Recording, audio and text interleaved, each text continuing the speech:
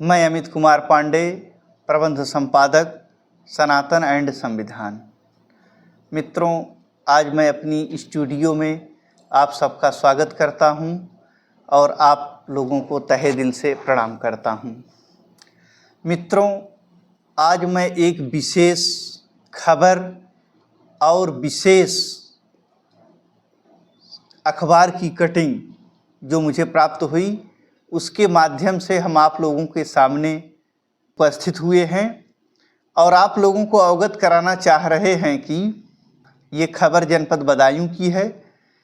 ST act के झूठे मामले दायर कराने वालों से की जाएगी वसूली।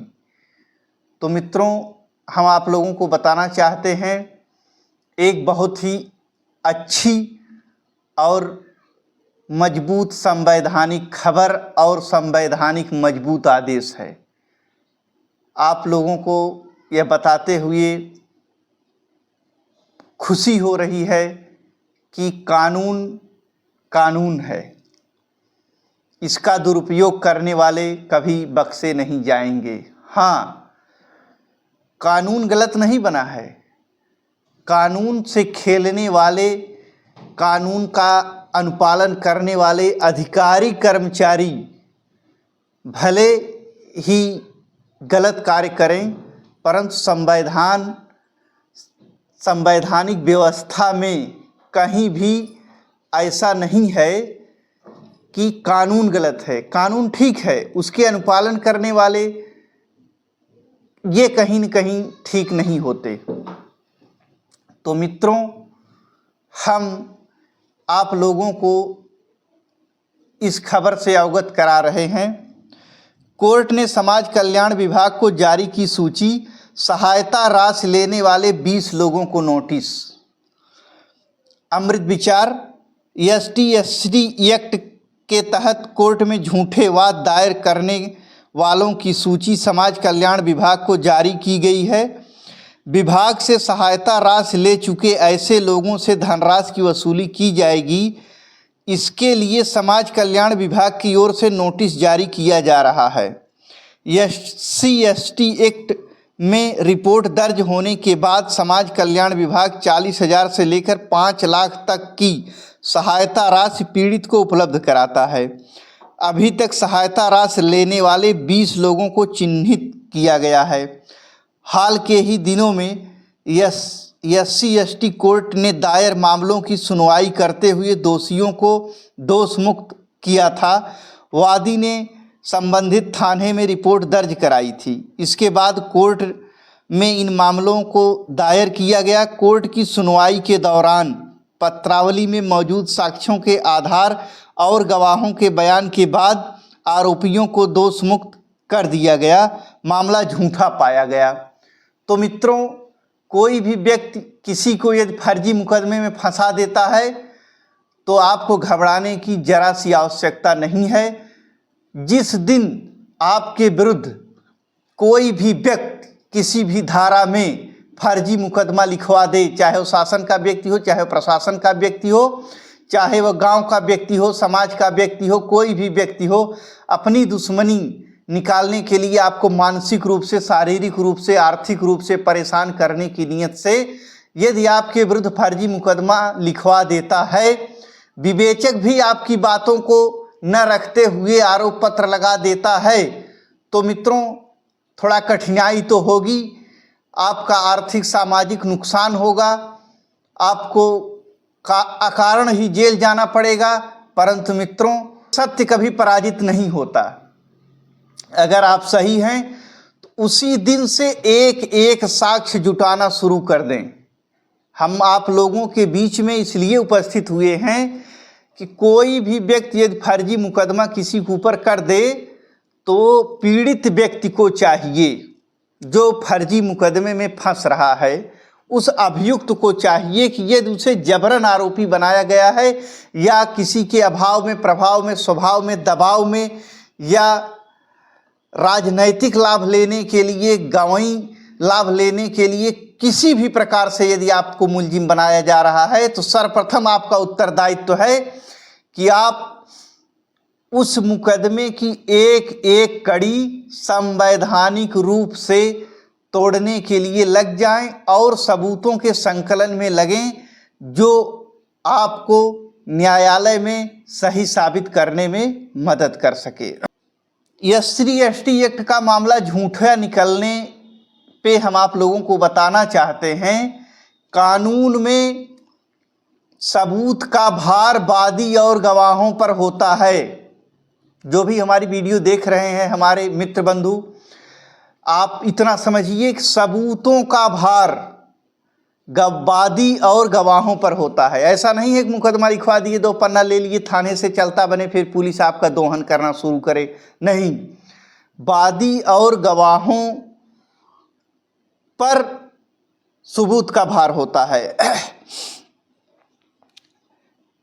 जिले में ऐसे 20 प्रकरण सामने आए हैं जिनमें आरोपियों को दोष मुक्त किया गया है। इससे पूर्व जिन लोगों ने वाद दायर किया था वे समाज कल्याण विभाग से सहायता राशि प्राप्त कर चुके हैं। इसकी जानकारी होने पर कोर्ट की ओर से सूची समाज कल्याण विभाग को भेजी गई है ताकि सहायता राशि लेने वालों से वसूली की जा सके। सूची मिलने के बाद समाज कल्याण विभाग पत्रावली देखने के बाद सहायता राशि लेने वाले लोगों को नोटिस जारी कर रहा है। अब तक 20 लोगों को समाज कल्याण विभाग ली गई सहायता राशि जमा करने के लिए नोटिस जारी कर रहा है। तो मित्रों, हम आपको बताना चाहते हैं कि मीनाक्षी वर्मा समाज कल्याण अधिकारी ने कुछ कहा, क्या कुछ कहा है। उन्होंने कहा है कि SC/ST एक्ट के कई मामलों में कोर्ट ने आरोपियों को दोष मुक्त किया, कोर्ट के द्वारा आरोपियों को दोष मुक्त किया गया है। इस प्रकरण में कई लोगों को सहायता राशि दी गई थी, इसकी सूची कोर्ट से भेजी गई है। इन सभी से वसूली की जाएगी। सूची के आधार पर पत्रावली देखने के बाद सहायता राशि लेने वालों को नोटिस जारी किया जा रहा है। तो मित्रों, आप लोगों को हम बताना चाह रहे हैं कि आप लोग घबराएं न, और सहायता राशि के संबंध में हम आपको जानकारी देना चाह रहे हैं। SC/ST एक्ट के समाज के लोग भी हमारी वीडियो को देख रहे हों तो उनको भी यह सोचना चाहिए और यह जानना चाहिए कि कितना उनको सहायता राशि सरकार की तरफ से, केंद्र सरकार, राज्य सरकार की तरफ से उपलब्ध कराई जाती है। 40,000 से लेकर 5 लाख तक की दी जाती है सहायता राशि। मतलब जितनी गंभीर धारा रहेगी उतना अधिक पैसा पीड़ित को मुआवजे के रूप में दिया जाता है। SC/ST एक्ट के मामले में पीड़ित को सरकार की ओर से आर्थिक सहायता मिलती है। इन प्रकरणों में पीड़ित को समाज कल्याण विभाग के माध्यम से 40,000 से लेकर 5 लाख तक की सहायता राशि उपलब्ध कराई जाती है। विभाग के कर्मचारियों की माने तो करीब 25 लाख से अधिक धनराशि की वसूली लोगों से की जाएगी। तो हम आप लोगों से एक निवेदन करते हैं कि सहायता राशि लेने तथा किसी भी व्यक्ति को निरर्थक रूप से परेशान करने की नीयत से SC/ST एक्ट का मुकदमा न लिखाएं। इससे सरकारी तंत्र परेशान होता है। और इस जहां तक आप जान रहे हैं कि दहेज, हत्या, उत्पीड़न और 310 IPC, SC/ST एक्ट IPC की विवेचना क्षेत्राधिकारी सर्किल के CO के द्वारा की जाती है। तो इतना महत्वपूर्ण एक्ट बनाया गया है जिसमें आप लोग किसी फर्जी व्यक्ति को न फंसाएं जिसकी आप लोगों को आह लगे और उसका जीवन बर्बाद हो जाए। कोर्ट से आज नहीं तो कल निर्णय तो होगा ही, परंतु हम आप लोगों से निवेदन करना चाहते हैं और आग्रह करना चाहते हैं किसी भी व्यक्ति को फर्जी मुकदमे में न फंसाएं। प्रमाण के रूप में यह अखबार की कटिंग दिखाना चाह रहे हैं और हम इसको अपनी वीडियो में सबमिट भी करेंगे ताकि आप लोग इसको पढ़ सकें और ये देख सकें कि घबराने की कोई आवश्यकता नहीं है। फर्जी मुकदमा यदि हो गया है तो अदालत है, न्यायालय है, आपके साथ न्याय होगा। मित्रों, SC/ST एक्ट हो या कोई भी जघन्य अपराध हो, कोई भी घटना हो, आप एकदम न घबराएं। अगर आप उसमें आरोपी नहीं हैं तो भारतीय दंड संहिता की धारा और जुलाई 2023 में बदल करके BNS बना दी गई है, भारतीय न्याय संहिता। भारतीय न्याय संहिता में इलेक्ट्रॉनिक साक्ष्य, वैज्ञानिक साक्ष्य, CDR, तमाम ऐसी व्यवस्थाएं संकलित कर दी गई हैं मित्रों कि जैसे ही कोई मुकदमा करे आपके विरुद्ध, आप तत्काल उसमें जुट जाइए, इलेक्ट्रॉनिक साक्ष्य के लिए जुट जाइए।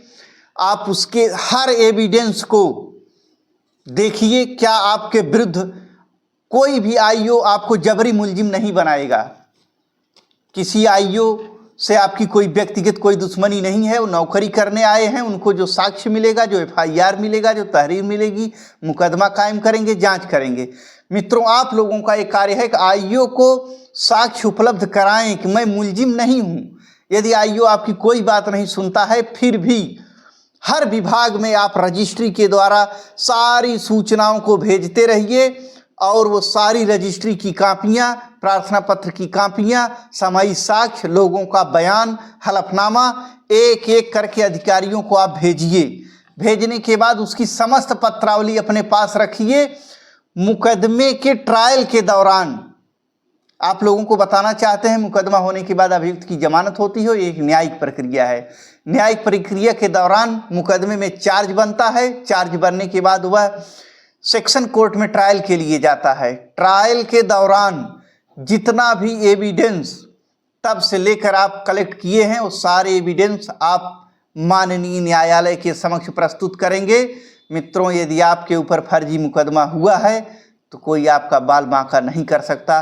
अदालत समय पे निर्णय करेगी। थोड़ा अड़चने होती हैं, कोर्ट में तारीखों पर हड़ताल होता रहता है, कंडोलेंस होता रहता है, लेकिन आपके साथ न्याय होगा।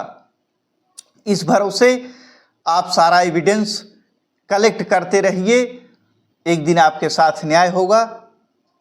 इसी के साथ मैं अमित कुमार पांडे, प्रबंध संपादक सनातन एंड संविधान, आप लोगों को ये जानकारी दे रहा हूँ। यदि कहीं किसी भी हमारी वीडियो में, हमारे वक्तव्य में त्रुटि दिखे या कुछ और आप हमसे पूछना चाह रहे हो इस विषय में, तो आप हमारे वीडियो पे कमेंट करके पूछ सकते हैं। मित्रों, मुझे किसी प्रकार से कोई नाराज़गी नहीं होगी। मैं ये भी नहीं कहता कि मैं कानून का बहुत बड़ा विशेषज्ञ और ज्ञाता हूँ। कानून बहुत अथाह है, जिसको कोई एक व्यक्ति अकेले नहीं जान सकता। और मैं अपने स्तर से आप लोगों को अवगत कराता रहूँगा, बताता रहूँगा। मेरे पास जो किताबें हैं, लैब हैं, उसके माध्यम से मैं आप लोगों की जनहित में सहायता करता रहूँगा। इसी के साथ आप लोगों को नमस्कार और निवेदन है कि आप लोग हमारी वीडियो को लाइक करें, सब्सक्राइब करें, ताकि कोई भी जानकारी यदि हम प्रसारित करें तो आप तक सुगमतापूर्वक पहुंच सके। तो दोस्तों, जय सनातन, जय संविधान।